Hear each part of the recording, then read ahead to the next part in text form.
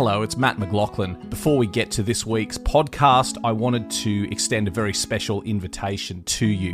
In August 2025, my signature tour is heading back to the Western Front, and I'd love you to come with me. We're going to explore the battlefields of France and Belgium and tell the entire story of the Australians during the First World War. It's going to be an amazing trip. We're going to visit the Somme, we're going to visit the Ypres Salient, French Flanders, famous battlefields such as Passchendaele, Pozières, Villers-Bretonneux, Bullecourt, Fromelles, and many more. Now, this is the only tour I'm going to personally escort to the Western Front in 2025. So if you'd like to come with me, please don't wait. The tour sells out very, very quickly. It departs Paris on the 30th of August, 2025, and you can find full information at our website, which is battlefields.com.au.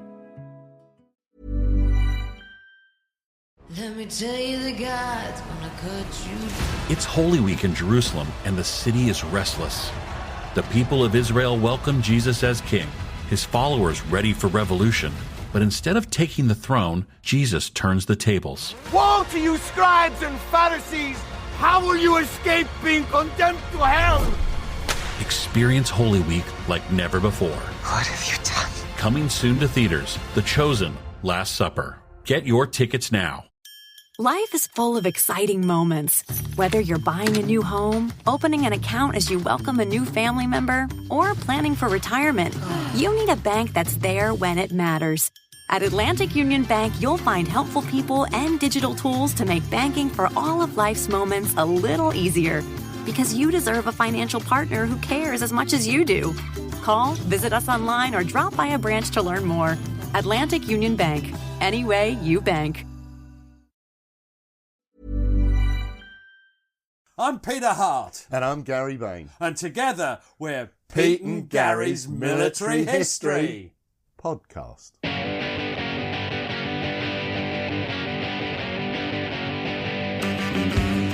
Hello! Hello! Hello, hello. Hello, hello, hello. What's happening today, Gary?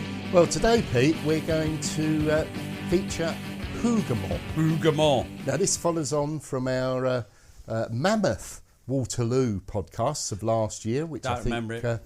we ended up doing 3 podcasts, and we didn't have time to fit in Hougoumont. Not much. So no. we decided we'd do it separately. Yeah, that's good, that is. So where have we left it? Where are we up to? It's in a sense, it's the third day of the battle. Well, it's the big battle of Waterloo on the 18th of June. So you set the scene for us in that way. In a minute. Oh no, I can't say that word. In that usual fashion of yours. How do you say in a minute? Yes. So you'd had Quatre Bras on the 16th. You'd had the Battle of Ligny, where the French had given Blucher and the Prussians a real good thrashing, frankly, such that Napoleon thought that the Prussians were a spent force and he didn't have to worry about them anymore. He thought they were out of commission for at least 2 days, really, wasn't it? Yeah. He did. And Wellington and the Allied troops, because again, we explained they're not British troops, the Allied troops had fallen back to Mont Saint-Jean, which was around about 11 miles from Brussels, and was an area that he'd identified 12 months previously as where he thought he would make a stand and defend the position should Napoleon move into Belgium. So they've fallen back from Quatre Bras to and sort of rendezvoused the Allies on that ridge. The Prussians are determined to come and help, aren't they? Well, Blucher had made a promise. He had promised Wellington 50,000 troops, and he intended to keep that promise. Napoleon thought that the Prussians would move eastward, and in fact that's exactly what he was trying to do. He dispatched Grouchy to keep the Prussians eastward, but Blucher was determined to move northwards, and in fact did. He's a real hero of ours, isn't he? Now, so so let's talk about Waterloo. We have to do a little bit of scene setting. So what are the? We'll do this very quickly. What are the overall plans? So Napoleon thinks the Prussians are out of it for at least 2 days. So what's his plan? Is it a cautious, careful plan? No, he had a number of generals who were warning him about Wellington's skills and the quality of the British infantry, particularly in defence, because they had experience of them from the peninsula. And the King's German Legion. And a lot of the German troops were also good infantry, weren't they? They were very good infantry. Now, there were some, shall we say, less good troops there as well. But on the whole, the British and the Allies were going to be good in defence. Napoleon, he wanted to start early, he wanted to start around 6 o'clock in the morning. But the 17th of June, the weather was terrible. It persistently rained. It was wet. It was wet. The ground conditions made the movement of artillery difficult, and it also meant that the cannonballs would be much less effective, because the whole idea was to bounce the ball into the ranks of infantry, and it wouldn't bounce that well on sodden ground. So it was postponed originally. But I think there's other, in some ways, more real reasons. I think there was a lack of urgency. I think some troops were engaged in looting. Some of the French troops were engaged in looting. They were too far back. There was lots of things, that's not really. They just don't get on with it, do they? Quick enough. No, I mean, orders are not issued until 11 o'clock. So what's he planning? Well, he's planning to attack straight down either side of the main Brussels road, straight to the centre of the British. Heading towards the village of Waterloo. We've walked up that road, haven't we? We have, yeah. He created the Grand Battery. This was typically Napoleon, in the sense that it was a tactic of concentrating his artillery. He's an artillery power. General. Absolutely. And it was aimed at forcing through the centre of the Allied line to Elm Tree Crossroads.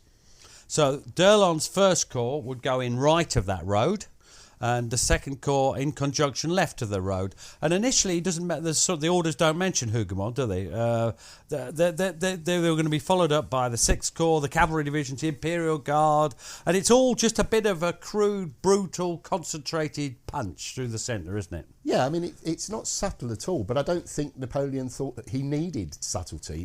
He was going to smash the British. Application of power. Absolutely. Now, he changed his plans and he begins to bring in Hougoumont. And who's going to attack at Hougoumont? Well, the plans are for Ryle's 2nd Corps to begin the attack on Hougoumont. And everybody presumes that that's going to be a diversion, with the exception of probably the Prince of... Jerome, his brother. And there are reasons why it sort of escalates. But the idea would have been a feint to that left for Napoleon. It was identified by Wellington as an area that he had to protect. He'd in fact dispatched some 10 to 20,000 troops, I think, to protect that flanking position to a place called Hull. Oh, yeah, they weren't in the battle at all, in fact. Yeah, his right flank he was worried about. Yeah, that's beyond Hougoumont, yeah. Now, Wellington, let's talk about his orders. They're fairly simple orders as well, aren't they, really? They're going to occupy the Mont Saint-Jean ridge, and the advanced posts. We'll come back to that, and just see what Napoleon would do, I think. That's a big part of it, and all the time he's anticipating what you said.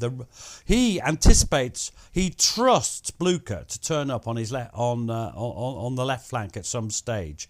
So his intention is to be in a defensive position and to hold on until the Prussians arrive. It's not much more than that. The Mont Saint-Jean itself, it's got 2 slopes, a forward slope and a rear slope. So most of his troops are not visible because they're on that rear slope. And the idea is just to hold on. And in front, he's got his artillery well forward, funnily enough, with 2/3 of his batteries covering the western section. They can fire between Hougoumont and La Haye-Saint. What I'd call between the road and Hougoumont, basically, isn't it?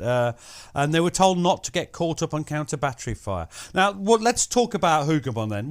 There's 3 of the advanced posts you mentioned, aren't there? What are the 3 posts then? So there's Hougoumont, La Haye-Saint, and Papelotte Farms. Now, La Haye-Saint's on the road, the Brussels road. It is, and Papelotte's to its... Well, if you're on Wellington's side, it's going to be to its left. Yeah.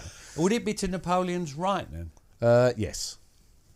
Or eastwards if we're really being complex, I think. Absolutely. Now, the idea was that they acted to break up frontal attacks, and it's a bit like a breakwater. I keep imagining water smashing against these things. And he wanted to keep a personal close eye himself on the defence of Hougoumont. Arguably, he neglected La Haye Sainte. That'll be next year's special. But he appreciated the importance of Hougoumont. Now, tell me a bit about Hougoumont, because you've looked into this a bit more than I have. We've both been on that fantastic trip with Historians Do Drink, a fine body of men and women. Well, yes, when they're doing Yes. and not drinking. Yes. Well, Hougoumont was a property that had a fairly quiet existence for several hundred years. It was acquired in 1661 by a family called Arazola de Onata. And it was occupied by that family for 130 years. In 1815, it was owned by a Chevalier de Louisville. He was then 86 years old, and he didn't actually live there. That's even older than me. He lived in Nivelles. And Hougoumont was let to a tenant farmer called Antoine de Monceau. The chateau itself was unoccupied at this time, and indeed unfurnished. Oh, what was it? And come on, what does Hougoumont mean? Because you looked it up. Well, you don't want to tell me, but I'm insisting. Well, it's been given a number of names over the years. But it's thought to come from gou, meaning sap from the trees, and then I'm assuming that it's sort of been changed over the years to Hougoumont, Mount Gou, so a mounting of goo, Pete. Yeah, not bad. Huge mounting. Now we're going to put a plan up for this, and we're not going. But this isn't the sort of a podcast is a visual. It's not a visual medium, so we're just going to say it's a natural strong point of fortified farm buildings, and with walls round it. It's got a couple of gates, a north gate, a south gate. It's got a garden, a formal garden to the east. It's got a large orchard east of that, surrounded by thick hedges. And there's 1,000 yards, would you say, between that and La Haye Sainte? Yeah, now it's offered lethal flanking fire on any attacks on Main Ridge, which squeezed the gap to just about 600 or 700 yards. But if the French captured it, it would offer them a firm base for attacks on the ridge. So it is important, whatever, yeah. Now, it's one of the things that are often forgotten is it's covered by artillery fire. We mentioned already a lot of Wellington's batteries were on the main ridge. So the attack starts. Now, this is meant to be for Napoleon. It's a limited attack. It's a feint to draw in Wellington's reserves, but it quickly becomes a battle within a battle. And I don't think from now on we mention the rest of the battle. It's all about Hougoumont as a battle within a battle. It's like a play within a play, Gary. Yeah, and Jerome, we mentioned him earlier, Napoleon's brother. He becomes embroiled in a full-scale attack with his 6th Division, and as Rail fails to stop him, but you've made the point previously, Napoleon failed to make Rail stop him. It's a lack of command and control. And actually, Napoleon, throughout this battle, I think a lot of people think, failed to control his generals, whether it was for health reasons or because he was overconfident or because he was having a bad day at the office. Now, so when did they occupy? Well, around 1800 on the 17th. That's the day before. Splooshy, sploosh, sploosh is your description, I believe. Terrible weather. General Cook, commanding the 1st Division, was ordered to send the light companies from his Guards battalion to occupy Hougoumont and prepare it for defence. Ooh. Now, who is that? That's the company's under the overall command of Lieutenant Colonel James MacDonald of the Coldstream Guard. Now, I've got to say that the ranks that the guards have are just a bloody nightmare, and I think people like you and me, this isn't our period, our subject. We don't pretend to be subject experts, and I cannot bloody follow the ranks within the guards, captain and colonel. Well, they had 2 ranks. Ah, they're bollocks. They're a load of but there's also the fact that guardsmen are privates as well, which is also slightly confusing because obviously they didn't become guardsmen till much later. In the First World War, they were privates. Now, and so they arrive around. So the companies get down in and start taking up positions around Hougoumont at about an hour later, wasn't it? It's about 7 o'clock. It's not far away, is it? We walk down from the ridge. It's a few minute walk. And amongst them is a chap called Private Matthew Clay of the 3rd Foot Guards, which I think became the Scots Guards. I'll get letters of complaint if it isn't. Well, you're going to read a quote by Private Matthew Clay. I am. It's quite a long one, isn't it? And this is what he says. I quickly joined my company, who were extended along the upper side of the orchard in a shallow ditch, sheltered by a high, bushy hedgerow, which separated us from the enemy, who were close at hand. The weather still continuing very stormy, and had become very cold, from which we suffered much during the night, as we remained in our position, and without food, we having been deprived of our rations, which did not arrive early enough to be distributed amongst us at the time of our sudden retreat from the wood. That's he's talking about Cachabra there. We were kept continually on the alert, having frequently been visited by a field officer, that's Lord Saltoun, during the darkness of the night, and who invariably asked some questions and received answers from one or other as he rode past in the rear of our line within the hedgerow enclosing the orchard. He just repeated himself a bit, this chap. Anyway, when daylight appeared, all being quiet on the Sunday morning, we procured some fuel from the farm of Hougoumont, and I believe you're going to have a point about this, and then lighted fires and warmed ourselves, our limbs being very much cramped, sitting on the side of the wet ditch the whole of the night. Do you think they complained? No, never complain. Soldiers don't. Soldiers never complain. Now, the point I wanted to make is when we did the podcast previously, we identified that at La Haye Sainte, the soldiers burnt the doors that they might actually need to bar the enemy from entering because they weren't controlled by the NCOs and the officers. Clearly at Hougoumont, it's not the case, but it does beg the question of what they used for their fires. Yes. Now, when some of the guardsmen went into the chateau, the formal garden that we mentioned earlier, they saw temptation before them, Gary. Temptation in the succulent form of ripe cherries. I can't stand cherries. And this is Private Richard McLachlan of the 2nd Coldstream Guards. What are you going to say? You scoundrels, roared out Major James MacDonald. If I survive this day, I'll punish you all. Before the close of the murderous struggle, how few of the cherry stealers were left for punishment in this world.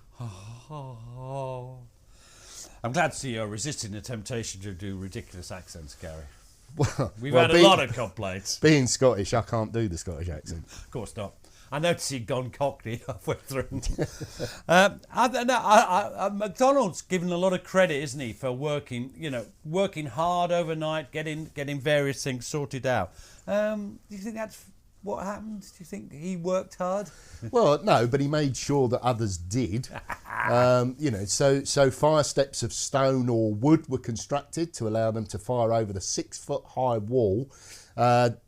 To fire stepping back under cover, and then they can reload. So they're protected all the time, really. So they could step off the fire step and then get back up. And that was on the wall facing a wood. There's a 30-foot gap, isn't there, between this wall... Yeah, so that's facing southwards. It was anticipated that the French would come from the south, and they indeed did. And that's along the side...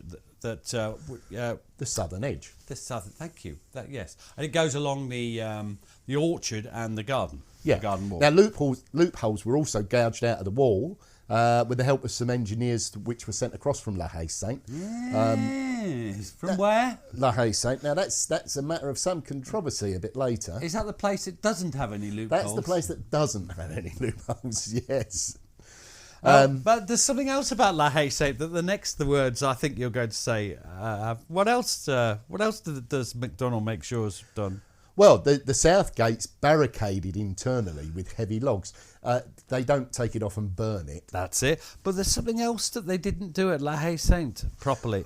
Well, they get stockpiles of ammunition. That's it. The north gate's left free. Now, that's because it allows easy access for reinforcements and resupply. That was a problem at La Haye Sainte. It was. But the ammunition...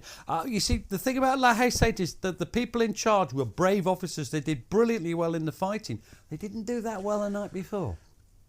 No, and they did have ammunition problems throughout the day. They did. Not helped by the fact that a lot of them had Baker rifles there.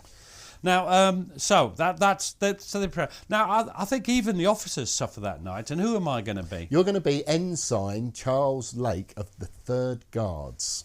The rain was incessant during the night, and I shall never forget my friend, the Honourable Captain Forbes, whose servant had forgotten his cloak, asking for a corner of my large one to lay under.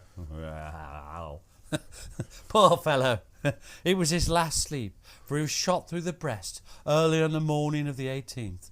And hereby hangs a romantic tale, he being struck on that part of the breast on which hung the miniature of the lady to whom he was engaged, and with whom I have often seen him dance at the Brussels balls.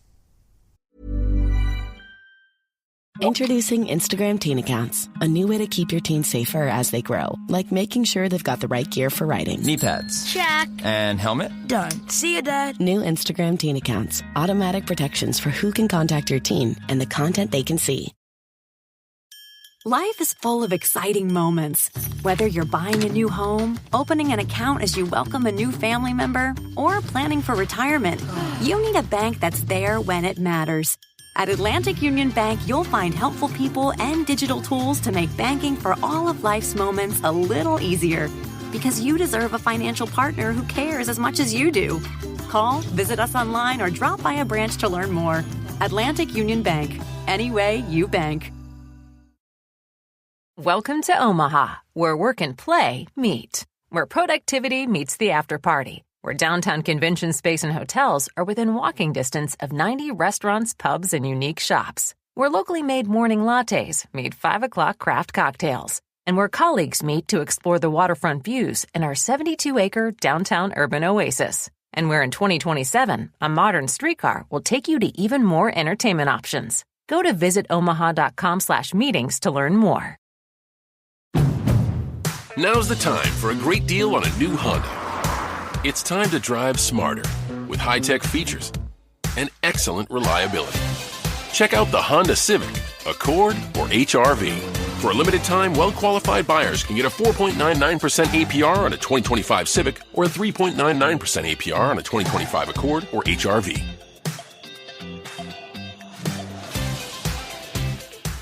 See dealer for financing details. Exclude Civic Si and Type R. It's not that romantic, is it? It's more sort of sad. Well, no. Now, Wellington, he visits Hougoumont twice before the battle, and he issues orders personally to those who had overall command at Hougoumont. And he also arranged for reinforcements, and he sent explicit instructions for our staff officers throughout the battle. Now, initially, you've got the 2 light companies of the 2nd Guards Brigade, that's under McDonnell, and they occupy, initially, not when it starts, they initially occupy the farm complex and the walled gardens. And then there's the light companies of the 1st Guards Brigade under Lord Saltoun, they're in the orchard and wood. However, early that morning, the Prince of Orange intervenes. Now, he's not quite as bad as Sharpbeck's out, but he doesn't help at times. And he sends some reinforcements. Now, who are they, Gary? Well, he sends the 1st company of the Hanoverian Field Jaegers.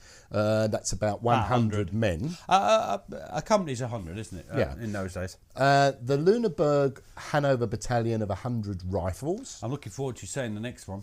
Grubenhagen Hanover Battalions, also of 100 rifles. Now, these 300 men took up station in the orchard. And then something else happens. At 9 o'clock, they send up the 1st, 2nd Nassau Regiment, Germans, I think. Yes, because they're commanded by Major Buzgen. I'm not sure how you pronounce that. It's you knew. It's got umlaut, so I would say Buzgen. That's it, yeah. And that's 800 men in 6 companies. And you're going to be Captain Moritz Buzgen. What have you got to say for yourself?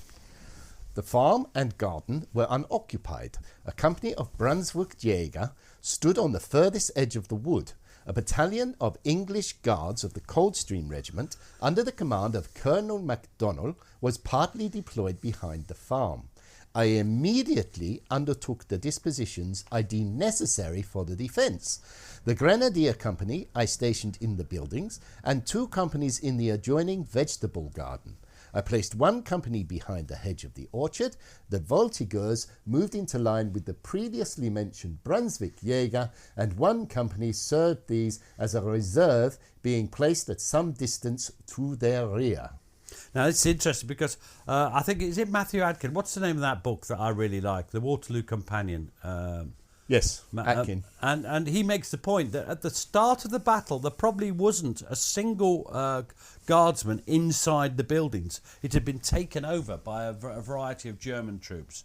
But it's interesting that some of Busgen's men aren't particularly enamoured of what's going on. And I'm going to be Private Johann Leonhard of the Nassau, and he says this: on arrival, we noticed that this big farm was surrounded by a wall.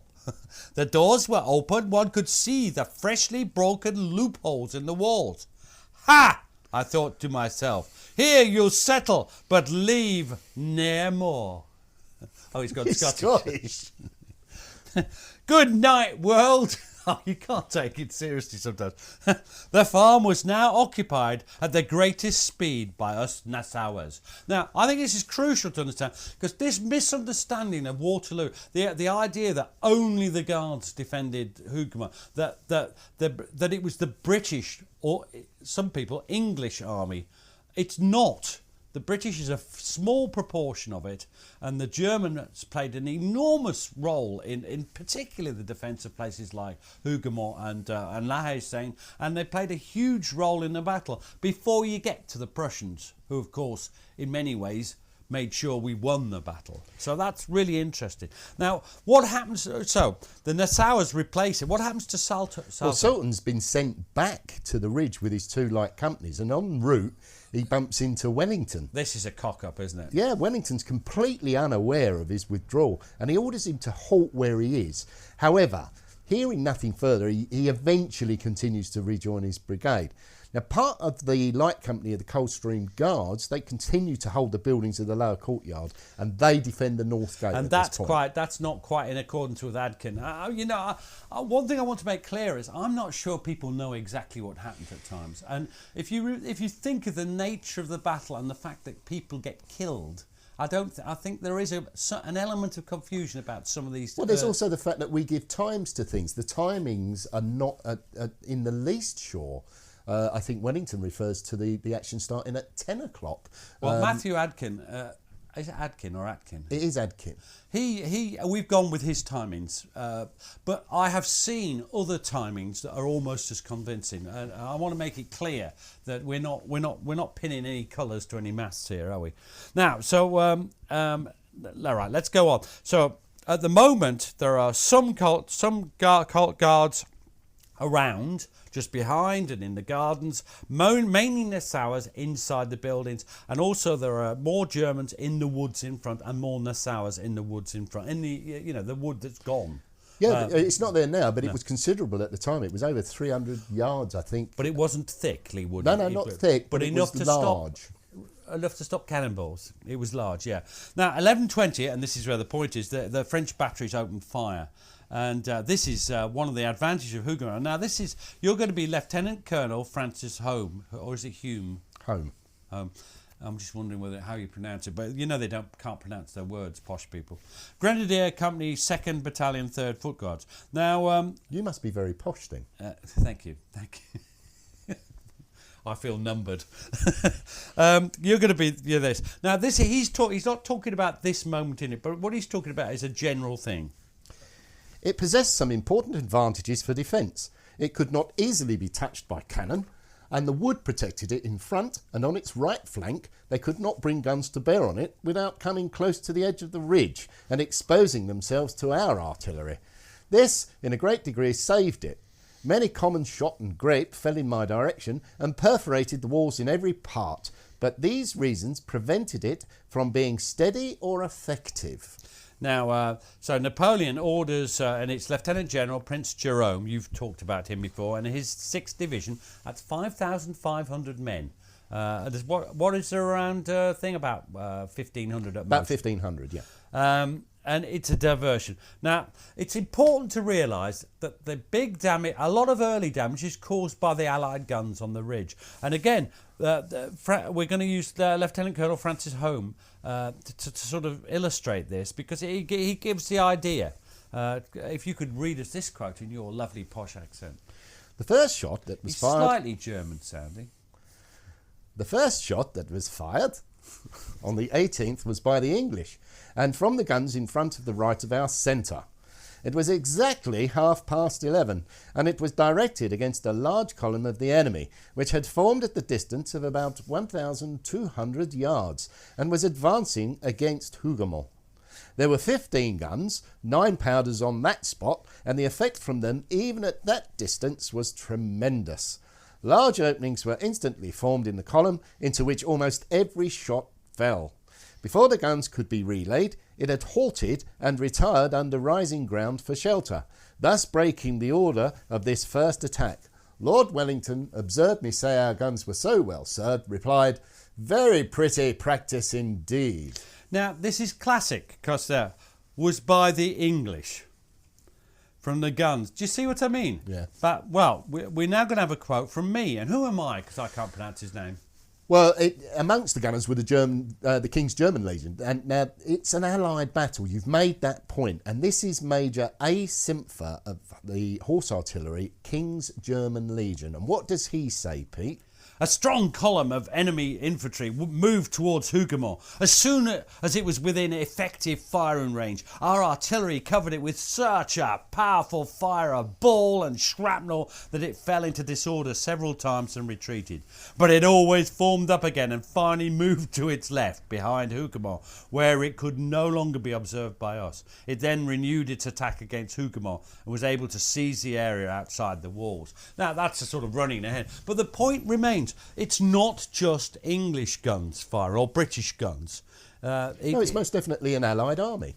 Now, the French skirmishers are moving in front of the big columns, and they're moving in front of, it's General Baudouin's 1st Brigade, 6th Division. And what do they do to the Nassau and Hanoverian troops in the wood? Well, they very slowly force them back.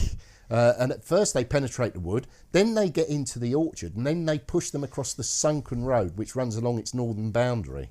Oh, that far back. That's naughty, because that road, if they get control of that, it cuts them off. Now, this is I'm going to be you're going to be Captain, or is it me? No, it's me, and I'm going to be Captain Moritz Busgen of the 1st 2nd Nassau Regiment, and he says, "This deployment was barely completed when at 11 o'clock in the morning the enemy began his attack on the wood with a heavy cannonade with shell and case shot. Swarms of tirailleurs then pressed forward, supported by formed troop bodies, and after tenacious resistance of the 3 companies posted there, pushed these back towards the farm and the gardens. Closely pursued by the enemy, the retiring troops fell back, partly to the right around the buildings, partly to the left between the garden wall and the hedge of the orchard, into the orchard. Kept back by the murderous fire directed at close quarters at the enemy from buildings, garden wall and the orchard hedge, he was put to flight at great loss by the combined attack of the already mentioned English Guards battalions, who had moved into the orchard and who pursued him into the wood." Now, by this time, Lord Saltone's been ordered back. He's been recalled back there again. I mean, he's up and down quite a bit during this battle. And at about 12:15, he leads a successful attack and retakes the orchard. Now, it's crucial that they get that sunken road at the back of the orchard, but also the orchard generally they need to retake. Now, it's at this point that one of the great features of the battle starts to develop. And this is, as the French, what are the French trying to do, Gary? Well, they're trying to push through the wood across that 30-yard gap that you mentioned earlier to the south garden and orchard wall. But they're getting mown down in huge numbers. This is rightly named a killing ground. And I remember the wood's gone, but do you remember, Gary, there's just a tree, or is it one tree or 2 trees? Yeah, there's there? 2 or 3 trees, I think. And I remember standing and looking. You can still see, and it's a great place to visit. And to just, you look at that and you can imagine trying to get across that under heavy fire. Oh, wow, it's just a great place to visit. And I'm going to be Private Johann Leonhard again, Nassau Regiment. He seems to have cheered up a bit, and he goes, an unfortunate first phrase, which I hadn't noticed was awaiting me, a shower of balls. That's what some people call us, isn't it? I think it's the most common description of our podcast. That we loosed off on the French was so terrible that the grass in front was soon covered with French corpses. Now, you want to say something more about this? Yeah, it's worth bearing in mind that the wood was about 350 yards deep by about 280 yards wide. Now, this run down the valley from where Raoul's corps was assembled. But between the north edge of that wood and the walls of Hougoumont was a gap of about 30 yards, as we said. It's open ground. Now, it's a tremendous obstacle to the French because of the murderous fire that's directed at them, not only from the buildings, but also from the loopholes, from the walls, from the hedges. It is an absolute slaughter. Now, they try time and time again, Pete. Some of them get to the wall and they try to grab the muskets. How tall is the wall? It's too tall to climb. You need help, don't you? You've got to have two people. You've got to stand on another man to get over that wall. You couldn't climb it without any help. And people are shooting. If there are two men working together, they're going to be shot or they're going to be bayoneted as they reach the top. Now, General Baudouin, who you mentioned earlier, he's actually killed in the fighting in the wood. There's quite a few generals killed in the Battle of Waterloo, isn't there? That's one, General Baudouin, yeah, absolutely. Now, that's sort of the first attack. About 12:30, Jerome orders in his 2nd Brigade of 6th Division. 6th Division is his force. And this is under General Soy. And where are they attacking? They're coming the same way, aren't they? They're coming the same way. They're going to attack through the wood. And the remnants of Baudouin's 1st Brigade edge towards the west face of Hougoumont to attack there. So that's to what? Looking from Wellington's perspective, the right-hand side. The right-hand side, yes. So the opposite side from the orchard, if you see what I mean. Yeah. Now, so by this time, the light companies of the 3rd Foot Guards and the Coldstream Guards, about 150 men, they're outside on this western side. Yep.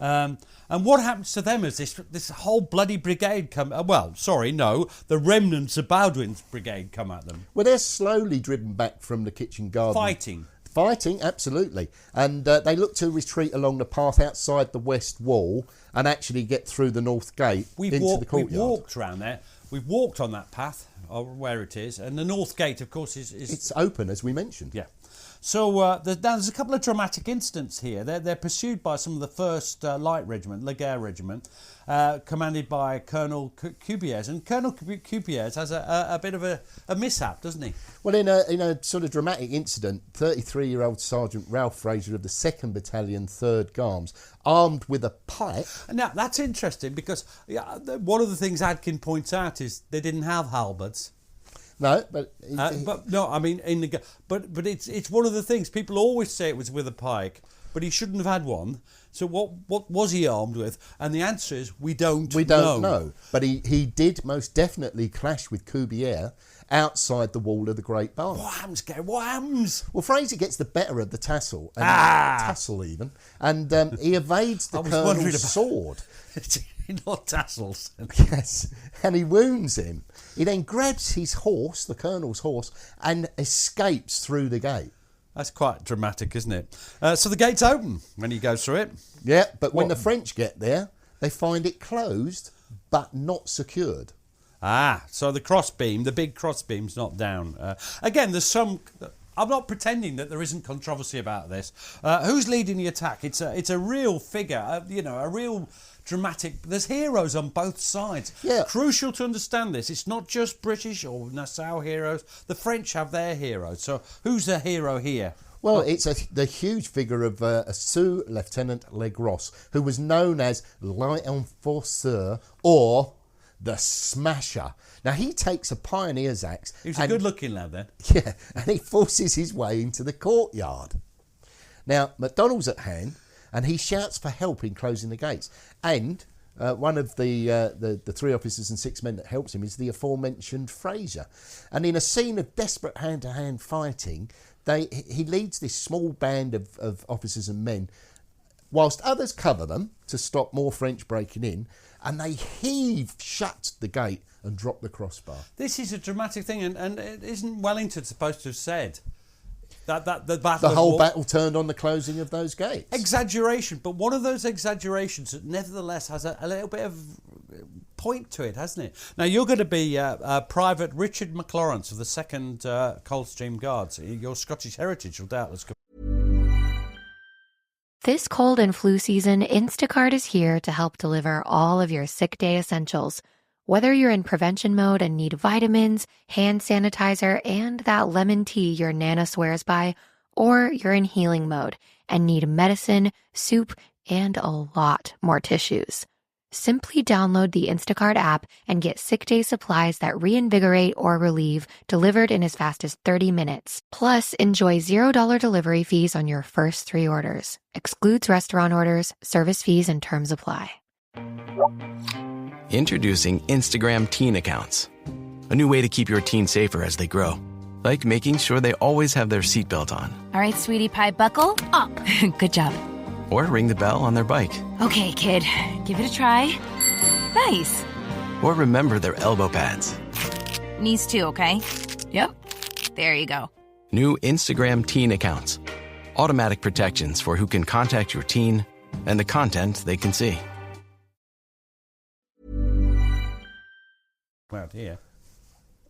The French broke into the courtyard, and such a scene of bayonet work I never before or since beheld.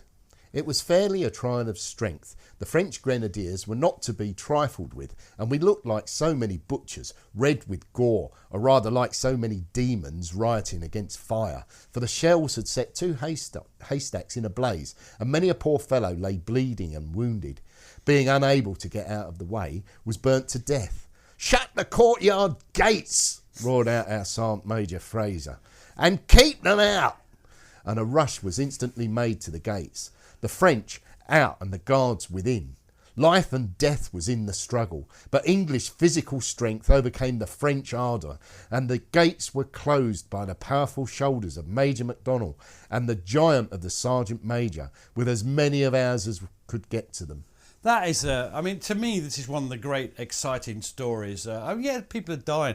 We sometimes talk about echoes of the past. In a way, it's not. It's the echoes from the future, because, of course, things haven't happened. But that whole burning thing reminds me of Gallipoli, when the fields catch fire and the wounded are lying in the fields and no one can get to them and help them, and they just burn to death and their cartridges go off. What happens to Legrand? He's the big hero. Well, Legrand and his men, they're soon shot or hacked down, frankly, after the gate is closed behind them, and the courtyard's a real mess. And by mess, you can imagine what I mean there, Pete. Now, you're going to be Ensign Standen again of the 3rd Foot Guards.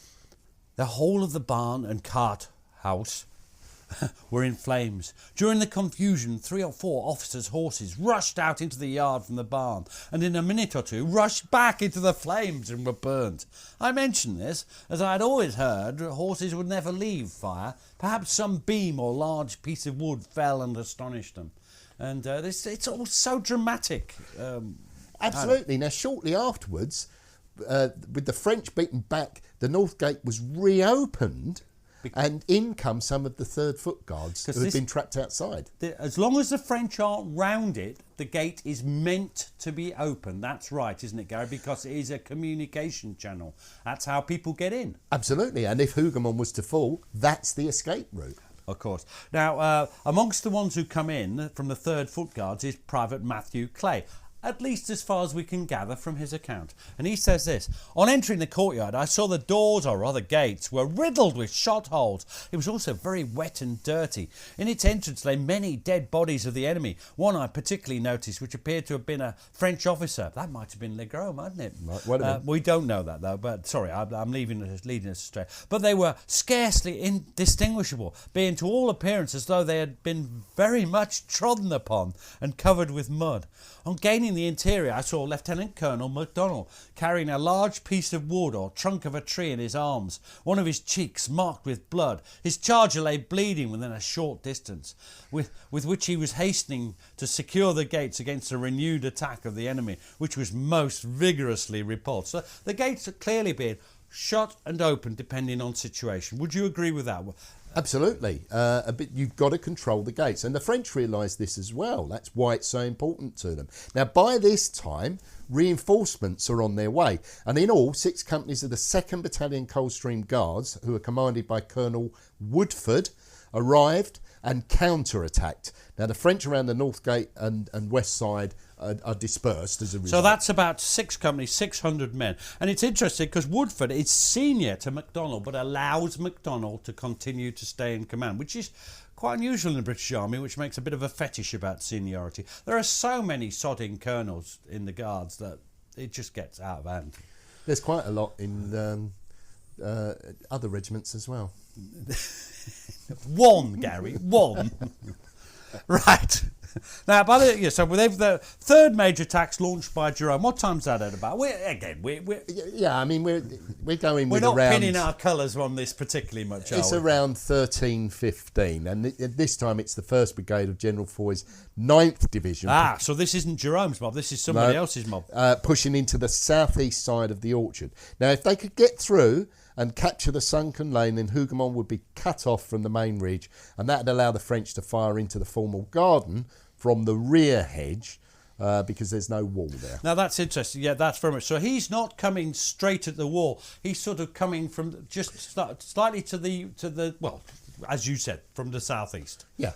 So he's coming at an angle, and that's so that the wall doesn't come into play. But they're getting fired at then. And they also drag a howitzer to the northeast corner of the wood, and they're shelling the buildings from close range. Now, that made me wonder, because that's only a matter of... That's not many yards. That's very close. How does that work with a howitzer? I don't think it does. I think it's too close. Well, I was interested by that, but there's perceived to be a threat, and Saltoun tries to attack it. Remember, Saltoun's in the back orchard, and he's very badly outnumbered and has to abandon the attempt. And Saltoun and the Hanoverians are forced back. Now, at times, by the way, during this fighting, you'll see accounts, people like Home disparage the contribution of the Hanoverians and Nassauers. This is based on nothing more than prejudice, as far as I can see from everything I've read. To me, all the people in this battle are fighting to the very best of their abilities. So what happens then? So they fought who arrives to save the day? Because it's just like when you order things in a supermarket just in time. Who arrives just in time this time? Well, it's 2 companies of the 2nd Battalion 3rd Foot Guards, who are commanded by Colonel Francis Hepburn. They arrive to hurl back the French with heavy losses from the orchard. Now that's cleared again around about 14:45. So time's drifting past that. So that I mean, we've dealt with a lot of fighting going on there, isn't there? Really, absolutely. But we've dealt with it quickly, because that's the way. Isn't it funny? Even just doing a small thing like Hougoumont, and there isn't time for much detail. These battles are so big.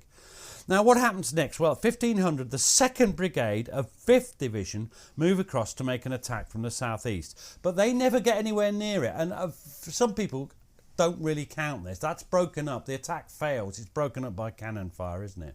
Yeah, that's coming from the ridge, isn't it? So they never actually engage. Coming from the French ridge, yeah. They're coming diagonally. Well, they're basically coming across almost from La Haye-Saint. They're coming from it's a ridiculous attack, and it's broken up. Now we want to make some general points here, and I think you particularly would be keen to make some of these points. Let's talk about some things that are happening. Well, you've got the big set piece attacks that we've discussed, but the whole time the French Voltigeurs, they're sniping away all the time. Now, although the farm's largely hidden from view from the south, as we mentioned, by the wood, it is under fire from horse artillery, which are stationed near the Nivelle Road. Now, the Nivelle Road is sort of parallel with the Brussels Road, but way over to the oh God, I struggle with this sometimes, west. Yes. And yeah, there's now what you say horse artillery, are these big massive shells? No. They're smaller caliber rounds, and they bounce, causing little damage to solid walls. That they're just not going to do. They could have done with bigger guns. They could have done. Now we need to go into another hero of the whole battle. And this is definitely vague, and there's a lot of doubts about when it definitely seems to have happened, but between 1500 and 1600. Although they'd had those ammunition stocks, the fighting was so intense. What begins to happen? Well, they're running short, and this next part is in homage to our good friend Jim Maynard. Oh, was he in the Royal Army Service Corps? He was RCT, I think. Right, yeah, right, yes. Now, Captain Horace Seymour, who's the aide-de-camp to Lord Uxbridge, he's made aware that they're running short of musket ammunition, so he rides back and he finds a private, great rank, at the wagon train in charge of an ammunition cart. Now, to this man's credit, the wagoner drives his wagon forward to Hougoumont under heavy fire and got through to relieve the situation. Now, he's a hero, isn't he? I mean, there's many types of heroism, but under heavy fire, can you dodge when you're leading a wagon cart? No. I suppose you could zigzag, but it'd be every 3 miles. Not on that road that... I'm thinking of that road down from the hill. So he's a real hero. And some books, in fact, I think what's the name of the Battleground Europe? I think they identify a name there. I'm not sure about that name, and I don't think other people are. And rather than give the wrong name, we'll just say... Whoever he was, he did a fantastic, brave thing. He was a credit to his regiment. And a credit to Jim Maynard. The rest of you don't know who Jim Maynard is, but we do. Yes, and he makes great points of mentioning the wagoner whenever we see him. Yeah, he does. Now, so what's happening now? There's other units soaked. Some of the guards have moved forward. Other units are moving forward to them. There's the First Brigade of King's German Legion started edging onto the forward slopes to the rear of the orchard to support them. There's things happening, isn't there, during the whole thing. We haven't got time for it, and it gets too complicated. But then the next big thing is the French artillery and again, all we're going to do is say, and this gives you the idea, how specific are we going to be with the timings on this? Well, it was between 1500 and 1600. Would we pin our flags to those times? No. So what do the French do? They change tactics a bit, don't they? Yeah, they start to use more howitzers and they're employed to fire the carcass projectiles into the farm. These are inflammable. They're basically incendiaries, aren't they? Yeah, they are. And soon the roofs of the great barn and the chateau are actually ablaze. And you're going to be the rather posh Lieutenant Colonel Francis Home of 2nd, 3rd Foot Guards. Some shot or shells falling amid the stables of the chateau set them and the straw bales on fire. It burst out in an instant in every quarter with an amazing flame and smoke. The confusion at the time was great, and many men burned to death or suffocated by the smoke. Now, this was seen by Wellington, and one of the fascinating things is he sent a message. It's so specific. And it's really ridiculously detailed for a man who's actually in charge of the whole day. But he wrote it also on ass's skin, which apparently you could wipe clear. But it's nice to think he... Oh, an ass. I misread that one. Yeah. Now, I'm presented with a problem because I'm going to be the Duke of Wellington. You've got a temptation. And I've got a temptation in terms of accent. What's your most annoying accent that the public have never had the chance to hear? The Duke of Westminster. Well, can we have you, as the Duke of Westminster, impersonating the Duke of Wellington? Hello, I see that the fire has communicated from the haystack to the roof of the chateau. You must, however, still keep your men in those parts to which the fire does not reach. Take care that no men are lost by the falling in of the roof or floors. After they have fallen in, occupy the walls inside of the garden, particularly if it should be possible for the enemy to pass through the embers in the inside of the house. That was wonderful. The Duke of Westminster does actually speak like that. He does, yes. Now, so do a lot of other people, according to you. Now, let's. What do you think it's like as a scene at this time of the battle? I mean, what's it going to be like in the Hougoumont complex? Right. So it's not going to take a great deal of imagination, but imagine the flames, the smoke, the screams of the burning wounded. Oh no, that's not funny. And the shrill neighing of the horses. Now, by this time, our friend Matthew Clay, he's in the burning chateau. Well, I'll tell you, and when I read this, you'll hear that Lieutenant Goff, I wonder if he's related. They're all related. That's a private joke between me and Gary. I want you to notice that he doesn't exactly follow Wellington's instructions, does he? Because he says, "You've stay there, lad." Anyway, here we go. Matthew Clay says this. I, being now told off with others under Lieutenant Goff of the Coldstream Guards, was posted in an upper room of the chateau. Now, you said that was abandoned. I, funnily enough, hadn't really realised that, but it's still a building, of course.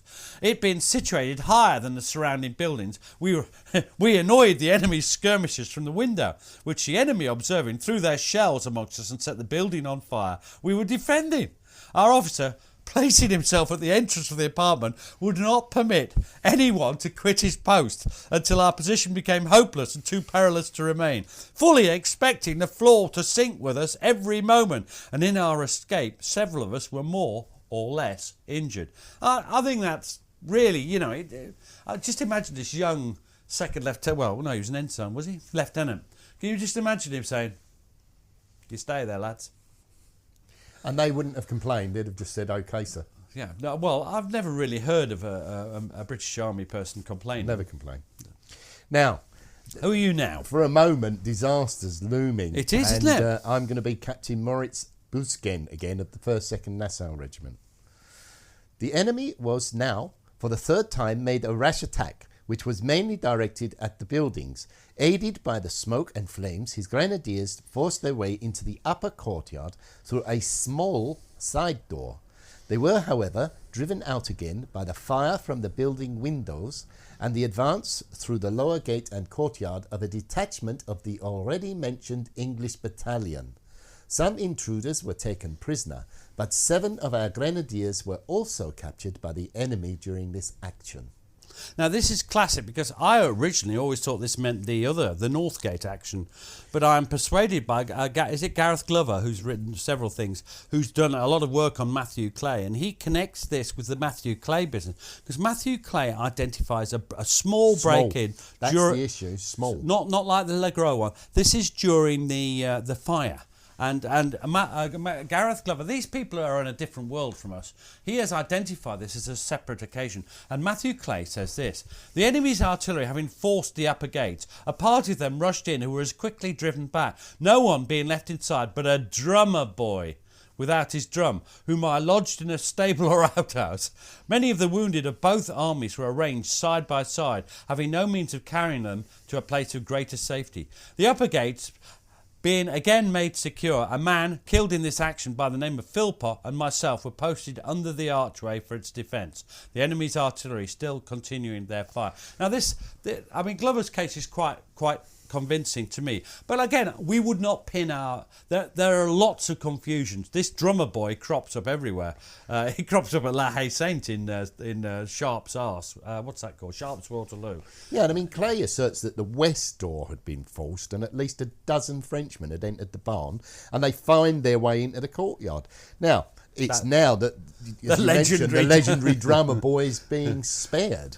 Rat-a-tat-ta. Oh, he didn't have his drum there, did he? So he couldn't have been rat-a-tat-ta. Now, nearly every building's burnt except the gardener's house on the southern face and the small chapel which is attached to the chateau. And once more, you're going to be Ensign Standen of the 3rd Foot Guards. The anecdote of the fire burning only to the foot of the cross is perfectly true, which in so superstitious a company made a great sensation. Wow. Now, the Nassau Regiment, they're often ignored in British accounts, as you've mentioned, but they were certainly there, and a lot of them saw more than their fill of fighting that day. And once more, you're going to give us a quote from Private Johann Leonard of the Nassau Regiment.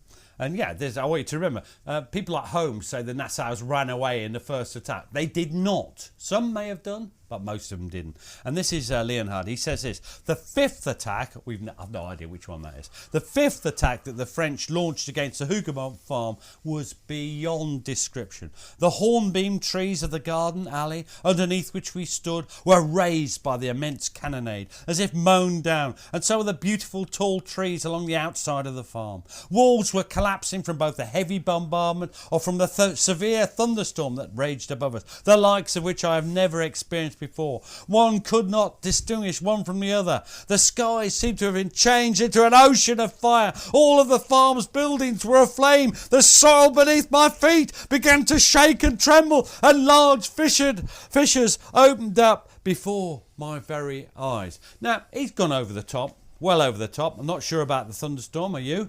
But what I mean is, does that not give you an idea of just how dramatic it was and how they're overwhelmed, some of them, by just how incredible it all is? Now, the struggle goes on into the early evening. As you've mentioned earlier, it's a battle within a battle. And as the French cavalry make their doomed charges... That's over to between the farms of La Haye Sainte and Hougoumont. Still, the fighting rages. But it gets less and less, and already, I mean, you know, we've come out of time a little bit there. Where the pressure's lessening, the Prussians are arriving, they're fighting at Plancenoit, an amazing battle. Can't wait to visit Plancenoit with you and other friends and really get to grips with that part of Waterloo. And then the Home Guard are definitely defeated by this time, aren't they? And the other lesser body, the Imperial Guard. Yeah, and then there's the general advance of the Allied army from about 2000 hours. So it's suddenly all over at that point. So Hougoumont held. It's never lost. Not unlike La Haye Sainte, which is lost. Now, you mentioned it earlier, but the Allied force defending Hougoumont, originally 1,200 men, but probably never exceeding 2,600 troops, had something like another 3,000 in support, but they eroded the strength of some 12,500 French troops of Rail's corps. That's not bad, and it's worth. None of these figures are written in stone or whatever. I was just reading that from a lump of stone. Well, it's a lovely lump of stone. It'll be used in another manner once this podcast's finished. So 5 to 1, 5 to 1-ish, something like that. Remembering that attacking troops, that's probably not, it's not quite as much as it might seem. What proportion of French infantry, what proportion of Allied infantry? Well, that's a really good point, Peter. That's around about 23% of the French infantry and only about 5% of the Allied army. Aftermath's dead everywhere. They reckon, and I'm not going to, again, they reckon up to 5,000 French dead. The British lost about 600 dead. Battlefield, terrible place. Soldiers got other things on their mind, and they just never complain. They never do. And this is Private Matthew Clay not complaining, and you're going to read his quote. On again, going into the yard, it being evening, and perceiving a clear, glowing fire rising from the ruins of a stable or some other outhouse, I took the opportunity of cooking the remaining portion of pork, which I'd stowed away in my haversack. It was actually a bit of half-burnt head of pig.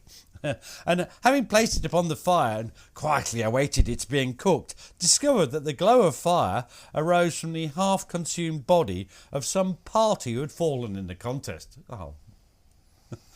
My meat, which was unsavoury in the morning, became much more so by its redressing. Oh, God. Having now found a little veal in a cooking pot hanging over a small fire, in other words, somebody smothered with dust and fragments of the broken ruins, but sufficiently cooked, I most gladly partook of it. But he never complained. Now, on the 19th of June, there's a terrible scene surrounding them, and Clay goes on to say this, Pete.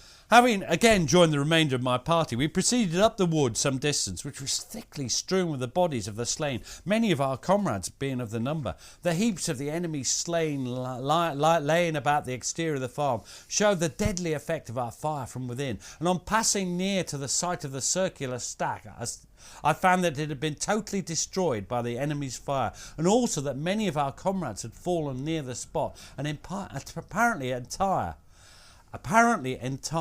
but on touching them found them completely dried up by the heat. He means they they'd go to dust because they're burnt to a crisp. You were being very posh there, weren't you? Yeah, I don't know. And then, anyway, next day, they bivouac near Nivelle.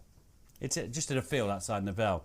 And Clay says this: "Now came the time for the distribution of rations.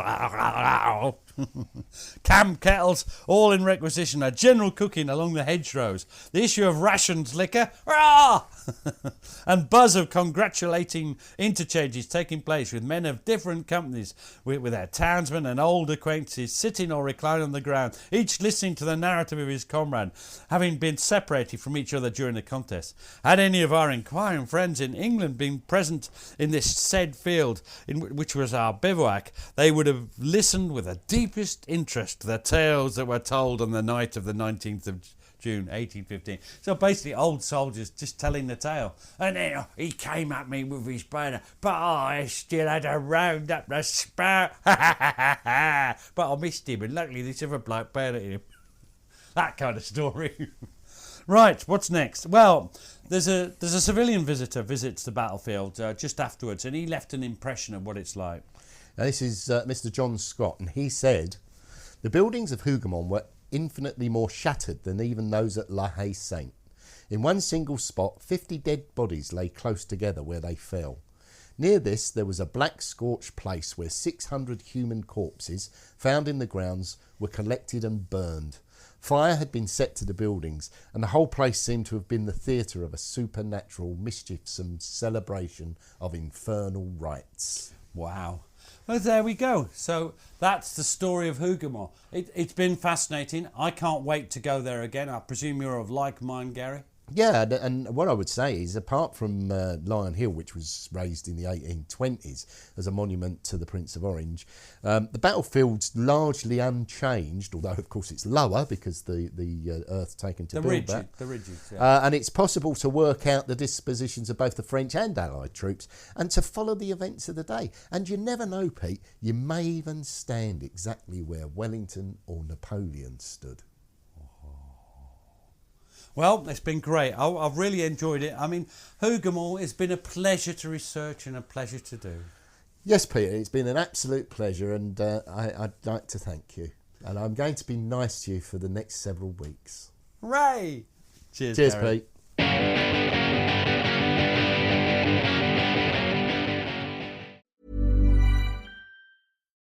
Life is full of exciting moments. Whether you're buying a new home, opening an account as you welcome a new family member, or planning for retirement, you need a bank that's there when it matters. At Atlantic Union Bank, you'll find helpful people and digital tools to make banking for all of life's moments a little easier. Because you deserve a financial partner who cares as much as you do. Call, visit us online, or drop by a branch to learn more.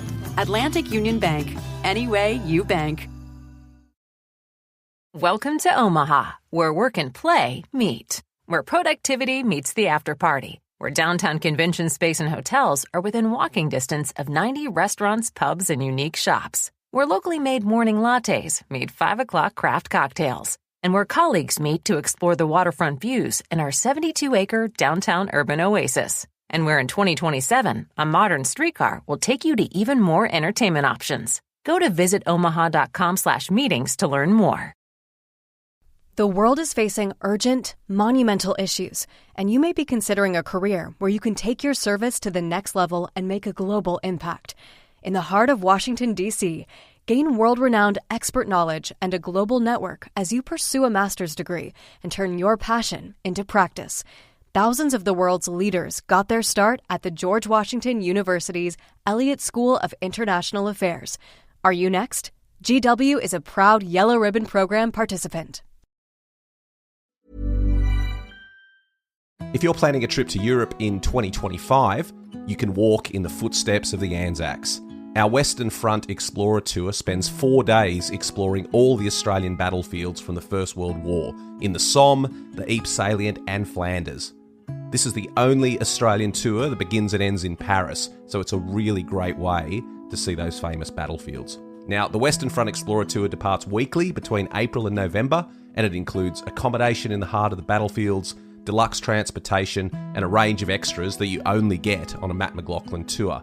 And like all our tours, you'll be escorted by one of our expert historians who will bring the story of the Anzacs to life. This itinerary has been personally designed by me, and all the historians are my friends and colleagues, and I've hand-picked them to lead these tours. This really is a brilliant way to see the battlefields. It's the 4-day Explorer Tour, departing weekly from Paris, and for more information you can visit battlefields.com.au.